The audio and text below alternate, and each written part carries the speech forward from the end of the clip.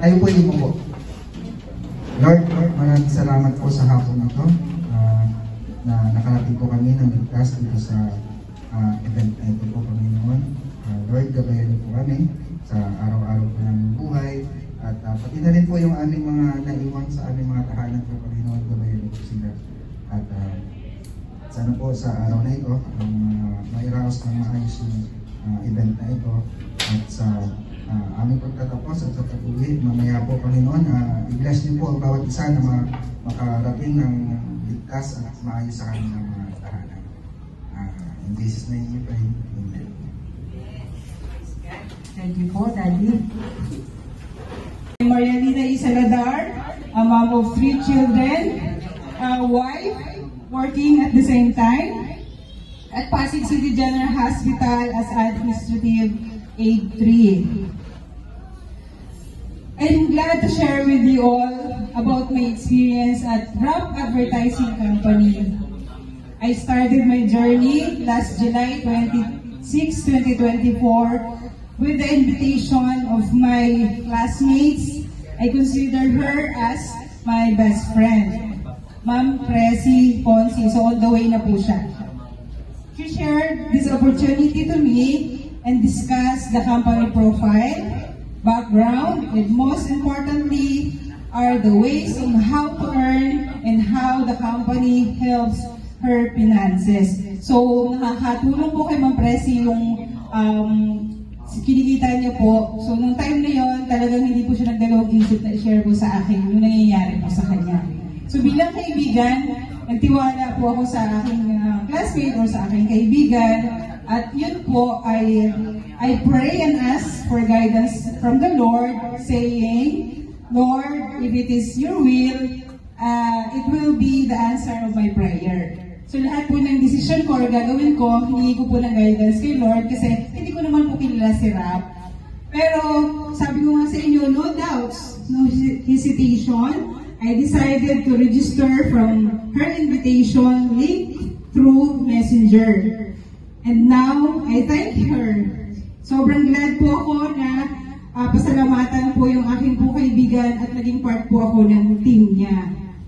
That day, she introduces me to our hiring manager, si Ma'am Jessie Steven, through WhatsApp Messenger. Then I sent all my information for the activation of my withdrawal account. I am happy to meet Ma'am Jessie, and she sends me all the information, details about RAP Company. And after my duty from my existing work, I give time or attention to read all the details that Ma'am Jessie sent to me. I call this opportunity as my side hustle because I am doing my task before going to work and consuming a short period of time. Since I am already official employee of RAP, the first privilege I've received is to have an invitation code like Ma'am Presi sent to me. Welcome to my, ayan po yung aking classmate, the same time the supervisor, training manager ko po sa RAP. Thank you so much, Ma'am Presi. Ayan na po siya. Then, ito yung sinasabi ko po, unang-una kong privilege yun nga po yung invitation code na mayroon din po si Ma'am Presi. I can share to my family, relatives, and friends, but before I share my invitation, I study first all about RAP from registration up to withdrawal and all the process.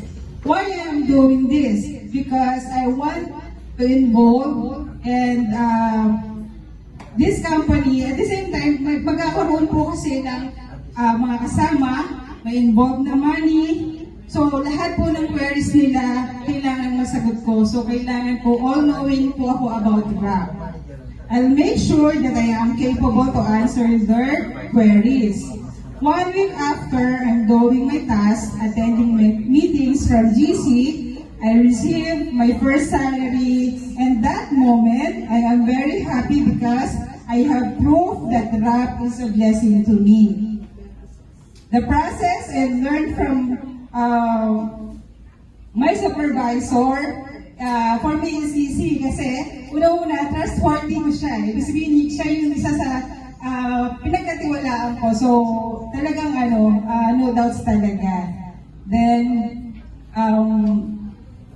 the next day, I started to share my invitation to my husband. Alam niyo po ba kung ano yung reaction niya? Siyempre po, siya po yung una-una kong basher. Sinasabi po niya sa akin, naku mami, scam yan. Pero, hindi po ako nagpa-apekto doon. So, kumbaga, sinasabi kasi nila, kailangan matuto po tayong tumanggap ng rejection. So, niready ko na po yung sarili ko about that. Then, the next day, yun nga po, nagbigay po ako ng invitation sa husband ko, then to my cousin, andyan po ngayon, si Erwin Ibolde. I explained to them the process and learned from my supervisor and my hiring manager. Then automatically, my cousins registered.